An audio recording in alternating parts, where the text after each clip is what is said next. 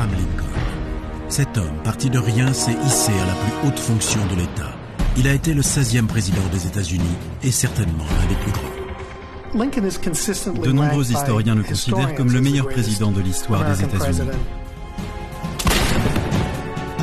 Son assassinat l'a fait entrer dans la légende au point d'éclipser la réalité et les faits. Une analyse psychologique et médicale précise a permis de faire la lumière sur ce grand homme et l'existence extraordinaire qu'il a menée. Pour connaître toute la vérité sur cette affaire, rouvrons l'histoire classée d'Abraham Lincoln.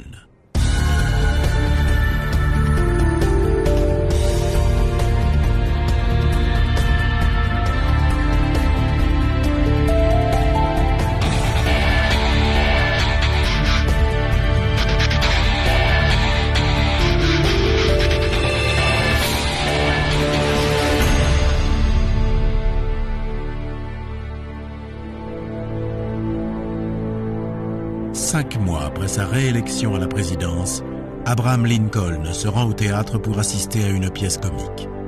Les événements ont lieu le 14 avril 1865, le jour du Vendredi Saint.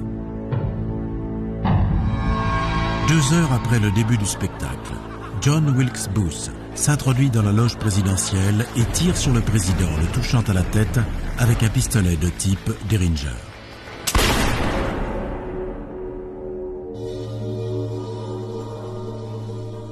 Lincoln meurt le lendemain matin.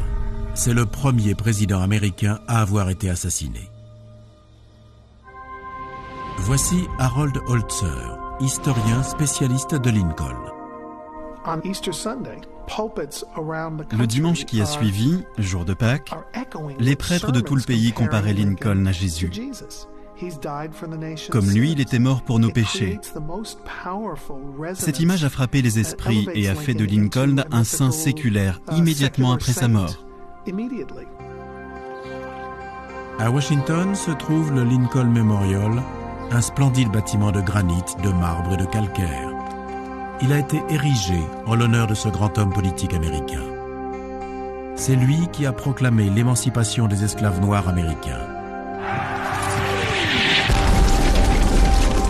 Lui encore, qui a empêché la séparation des États-Unis en gagnant la guerre de sécession. Depuis sa mort brutale, Lincoln a été admiré par des millions de gens. Cette célébrité a éclipsé le parcours de l'homme. James McPherson est l'un des plus grands spécialistes de Lincoln. Comme il a été tué après une grande victoire, on a oublié qu'il avait été critiqué, qu'il avait essuyé des échecs durant la guerre.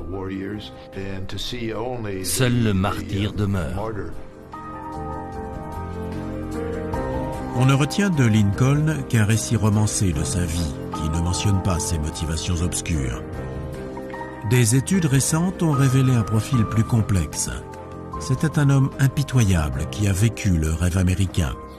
Son enfance difficile ne laissait en rien présager son ascension jusqu'aux plus hautes sphères de l'État.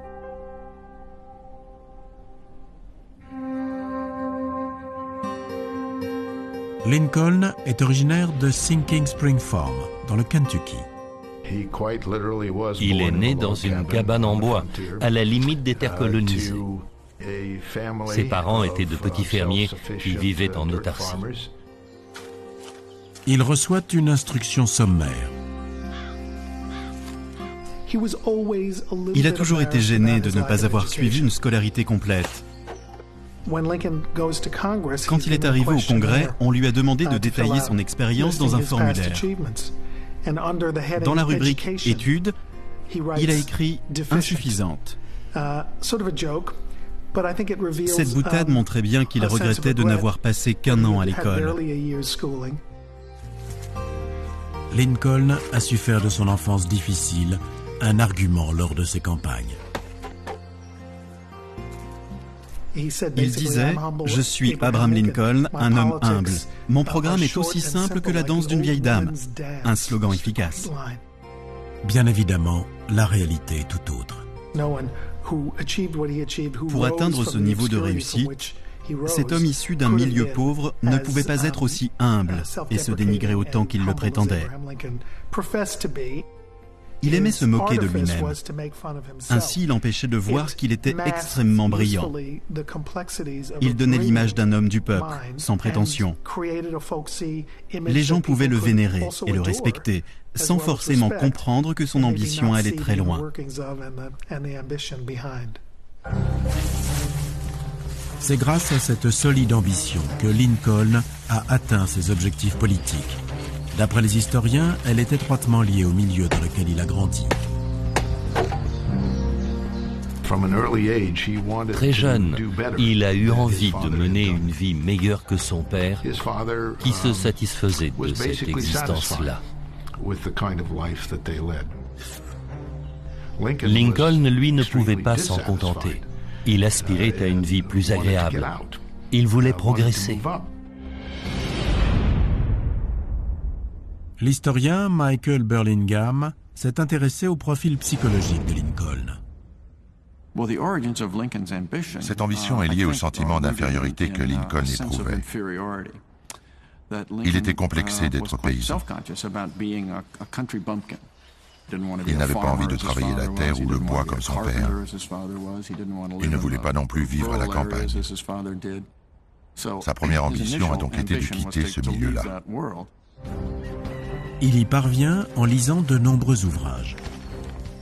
C'est un autodidacte. Il a acquis seul une grande quantité de connaissances. En exploitant son savoir, il réussit à quitter la campagne et se lance dans la politique. S'il souhaite tant faire carrière dans les affaires publiques, ce n'est pas uniquement pour aider son prochain. D'après Michael Burlingame, ses motivations étaient plus personnelles. À ce moment-là, il était plus animé par l'envie de gagner en popularité que par la volonté de promouvoir ses idées. Nombreux sont les hommes politiques qui ont choisi cette carrière pour flatter leur amour-propre. Lorsqu'on remporte des élections, qu'on prononce des discours et qu'on est applaudi par un public, on gagne en confiance. Lincoln est un cas typique de ce comportement. Lincoln remporte sa première victoire politique en 1834. Il a 25 ans et se fait élire à l'Assemblée d'État de l'Illinois. Parallèlement, il dirige un cabinet d'avocats. Ce jeune juriste ambitieux a encore beaucoup de chemin à parcourir pour devenir un grand homme d'État. Durant sa présidence, Lincoln fait preuve de beaucoup de patience et d'empathie. Mais 25 ans avant son élection à ce poste, le jeune Abraham avait un caractère bien différent. J'ai découvert que plus jeune, Lincoln avait un trait de caractère particulièrement déplaisant. Il se montrait parfois cruel. À cette époque-là, il fallait dénigrer et se moquer des autres pour faire de la politique. Entre 20 et 30 ans, Lincoln était un politique déloyal et malhonnête. Lincoln utilise son humour et son esprit pour tourner ses adversaires en ridicule. Son public en rit, mais les victimes de ses plaisanteries n'apprécient guère. Il y avait une certaine arrogance dans les articles satiriques qu'il a publiés anonymement dans les années 1830 et 1840. Il y raillait ses adversaires. Si ces méthodes peuvent porter leurs fruits dans les États à la limite des terres colonisées comme l'Illinois, elles ne sont pas dignes d'un président. Par la suite, Lincoln opère un revirement radical. D'après les historiens, ce changement a été provoqué par un événement précis. Il est allé si loin dans l'une de ses satires que la victime l'a provoqué en duel. En 1842, James Shields, visé dans une diatribe de Lincoln, veut défendre son honneur. Shields et Lincoln se sont rendus sur le lieu du duel près de l'Illinois. En tant qu'accusé, Lincoln a eu le privilège de choisir les armes. Comme James Shields était beaucoup plus petit que lui, Lincoln a décidé que l'arme utilisée serait l'épée et que le duel se déroulerait dans un espace limité. Il a fait tracer une ligne au centre qu'aucun des deux adversaires n'avait le droit de franchir. Lincoln avait donc tout le loisir de massacrer Shields avec son épée. Le malheureux n'avait pas la moindre chance de l'atteindre.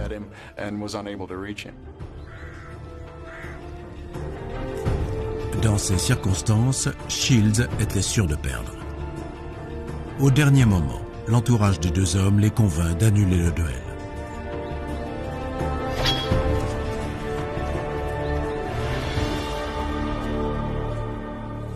Lincoln présente ses excuses à Shields. Lincoln restera marqué par cet incident. Quand quelqu'un le questionnait sur ce duel, il répondait invariablement « Si vous souhaitez rester mon ami, vous n'aborderez plus jamais ce sujet. » Ça le mettait très mal à l'aise. Il a ouvert les yeux à ce moment-là. Lincoln a retenu une leçon de ce duel. Il a compris qu'il devait se fixer des limites dans sa façon de critiquer ses adversaires politiques. À la suite de cette confrontation, il a gagné en maturité dans sa vie publique et sa vie privée.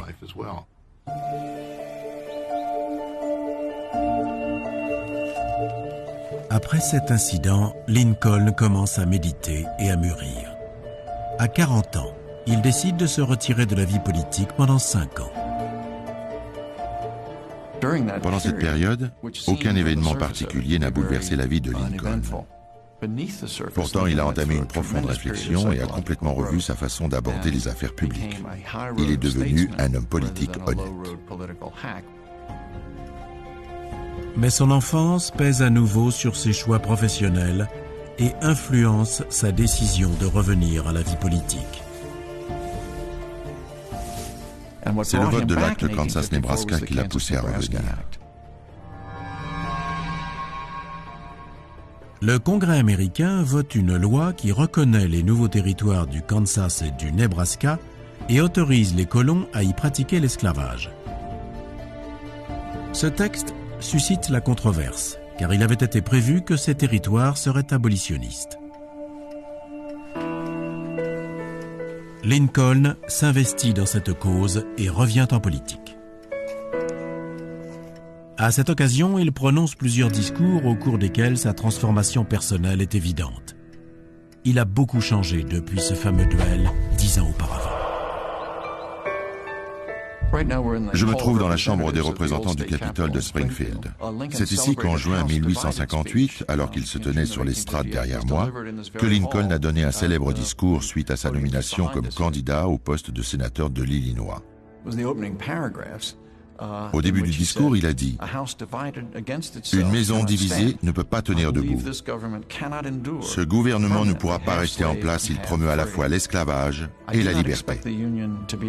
Je ne crois pas que l'Union sera dissoute, ni que la maison s'effondrera. Je crois qu'elle cessera d'être divisée. » Des allocutions comme celle-ci démontrent son éloquence et sa force intellectuelle. Elles lui permettent de se faire connaître dans tout le pays. Avec ce discours, Lincoln a prouvé qu'il était un grand défenseur de l'abolition de l'esclavage. Il a confirmé son statut d'homme politique au niveau national. Cela l'a aidé à devenir président. Cette déclaration incite Lincoln à se présenter à la présidentielle et marque un profond changement dans ses motivations politiques. À ce moment-là, il n'agit plus dans l'unique but de devenir célèbre. Il veut soulager la souffrance des esclaves et préserver l'honneur du pays. Au cours de ses recherches, Burlingame a découvert les raisons qui ont poussé Lincoln à promouvoir l'abolition de l'esclavage. Dans ses discours, au lieu de mettre en avant les arguments classiques des abolitionnistes, il a expliqué à de nombreuses reprises qu'il était choquant de forcer quelqu'un à travailler de longues heures sous un soleil de plomb, tandis que quelqu'un d'autre en récolte tous les bénéfices. L'adolescence de Lincoln a influencé sa position sur ce point précis. Pour moi, cela est lié à la manière dont son père le traitait. Quand il était jeune, son père le forçait à travailler pour les voisins. Il devait déterrer des souches, abattre des arbres, entre autres tâches exténuantes. Il était payé 25 cents par jour. La loi stipulait que l'argent gagné par une personne de moins de 21 ans revenait à son père. Lincoln remettait son salaire à son père. Selon moi, Lincoln n'acceptait pas d'avoir dû interrompre sa scolarité à cause de son père qui l'envoyait travailler chez les autres. Inconsciemment, il s'est identifié aux esclaves et a associé son père aux esclavagistes. Sa décision de défendre les droits des esclaves est aussi liée à ses origines pauvres. Lincoln a dit plusieurs fois que l'esclavage n'avait pas sa place dans une société qui affirme que tous les hommes ont le droit de gravir les échelons. Les esclaves étaient condamnés à travailler toute leur vie. Ils ne pouvaient pas espérer progresser.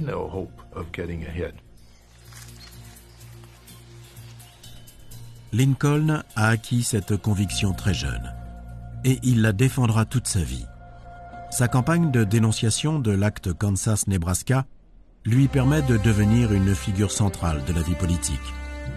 Et le 6 novembre 1860, à la surprise générale, Lincoln devient le 16e président des États-Unis. Les électeurs qui ont voté pour lui résident tous dans les États abolitionnistes du Nord. Dans les États du Sud, dont l'économie repose essentiellement sur le travail des esclaves, nombreux sont les électeurs qui ne lui donnent pas leur voix. C'est cette dissension qui déclenche la guerre de sécession.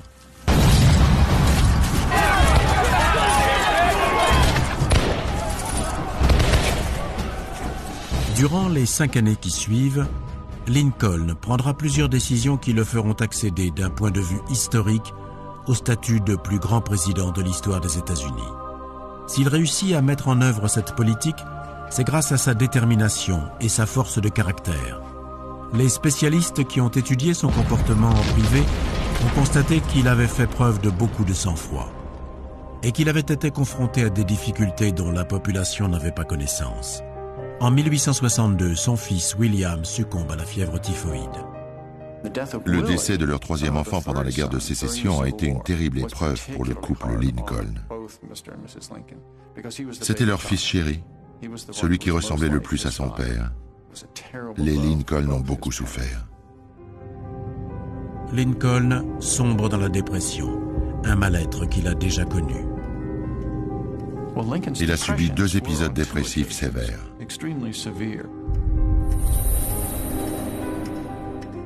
Lorsqu'Anne Rutledge, la femme qu'il aimait, est morte, il s'est enfoncé dans la dépression. Ses amis craignaient même qu'il attente à ses jours. Anne Rutledge, premier amour de Lincoln, décède en 1835, alors qu'il n'a que 26 ans. Le spectre de la dépression planera sur lui jusqu'à sa mort. C'était un homme mélancolique, sujet à la dépression lorsqu'il était plus jeune. Pendant son mandat de président, il a également connu des épisodes sévères. Des études récentes montrent que dès son arrivée à la Maison-Blanche, Lincoln aurait pris des mesures pour régler le problème. Il prend du Blue Mass, ou masse bleue, un médicament puissant, censé faire passer le sentiment de mélancolie. Selon certains, ce médicament aurait eu des effets sur sa personnalité, le rendant plus colérique, plus irritable. Pour le docteur Hirschhorn, cette irritabilité pourrait être révélatrice d'une affection plus sérieuse. En tant que médecin, si un patient m'annonce qu'il prend du Blue Mass, que ses proches m'expliquent que l'homme en question a un comportement imprévisible, qu'il se met en colère, qu'il tremble en situation de stress, je penserai immédiatement à une intoxication au mercure. Le Blue Mass contient du mercure. Le docteur Norbert Hirschhorn a fait fabriquer quelques pilules contenant cette substance afin d'analyser leur teneur en mercure. 6 grams.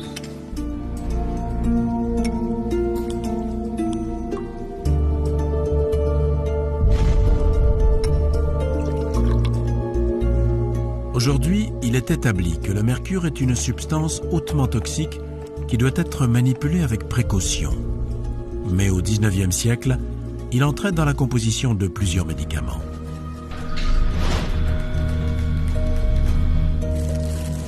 Si Lincoln avait absorbé de grandes quantités de mercure, les effets secondaires auraient été très graves. Le mercure s'attaque aux nerfs. Il endommage les membranes et bloque la transmission des informations neurologiques au cerveau. On remarque des changements comportementaux et des changements neurologiques. Les résultats obtenus par le docteur Hirschhorn sont sans équivoque. Nous nous sommes aperçus qu'en suivant sa prescription de Blue Mass, il absorbait beaucoup de mercure, environ 1000 fois la dose autorisée aujourd'hui par les autorités sanitaires. Lorsqu'il arrive à la Maison-Blanche, Lincoln commence à s'empoisonner à petit feu. Au bout de 5 mois, il comprend qu'il subit des effets secondaires importants et arrête le traitement. Son ancien associé, l'avocat John Stewart, a raconté plus tard que Lincoln avait cessé de prendre ses pilules parce qu'elles le rendaient coléreux. Encore une preuve de sa grande détermination. Ce qui est frappant, ce n'est pas tant qu'il ait été affaibli ou diminué par ses tendances dépressives. Non. Le plus étonnant, c'est qu'il ait fait preuve d'une telle force psychologique pendant cette période. Lincoln analyse, apprend, s'adapte et évolue. Cette caractéristique lui a permis de devenir le grand homme que les Américains connaissent. Mais cette particularité est également la raison de sa chute. Au début de sa carrière politique, Lincoln n'est pas favorable à l'égalité entre les Noirs et les Blancs. Il ne connaît aucun Noir à Springfield. Il a dit ceci: les Noirs devraient-ils avoir le droit d'être jurés? Je ne le crois pas. Les Noirs devraient-ils avoir le droit de vote? Je ne le crois pas. Devraient-ils avoir le droit d'épouser des Blancs? Je ne le crois pas. Mais une fois à la Maison-Blanche, il fréquente davantage la communauté noire. C'est une étape essentielle. Il évolue, il change. Pendant son mandat de président, il s'est entretenu avec Frederick Douglass à plusieurs reprises pour préparer avec lui la déclaration d'émancipation. Frederick Douglass est un ancien esclave qui milite pour les droits des Noirs. En 1865, après son discours d'investiture, il reçoit Douglass à la Maison-Blanche et lui demande son avis sur sa prestation. Il lui a même dit « Votre avis est le plus important à mes yeux. » Et ceci devant un groupe de Blancs. C'est l'un des moments les plus glorieux de Lincoln. Là, il est clair qu'il croit en l'égalité. Ce moment-là est crucial. La guerre de sécession aura aussi une grande influence sur lui. Les soldats noirs ont joué un rôle dans la victoire de l'Union. Cela l'a marqué. Ces hommes s'étaient battus pour leur pays. Ils méritaient d'en devenir citoyens à part entière. On ne pouvait pas le leur refuser, après leur avoir demandé de risquer leur vie. Voilà ce que Lincoln a dit en 1865.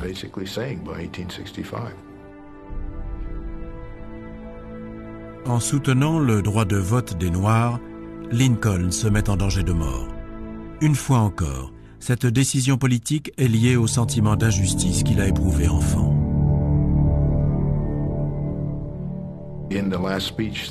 Dans son dernier discours, 3 jours avant sa mort, il s'est prononcé en faveur de l'élargissement des droits civiques des esclaves libres.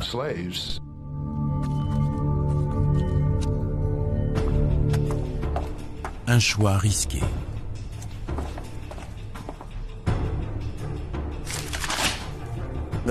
Une personne présente dans le public au moment de ce discours, le 11 avril 1865, a bien mesuré l'importance des propos de Lincoln. Il s'agissait d'un jeune acteur, John Wilkes Booth. Lorsque Lincoln a exprimé son soutien au droit de vote des Noirs, Wilkes Booth s'est tourné vers ses amis et a dit « Les Noirs vont avoir la citoyenneté. C'est le dernier discours qu'il donnera. Je vais le tuer. » 3 jours plus tard, il tirait sur Lincoln.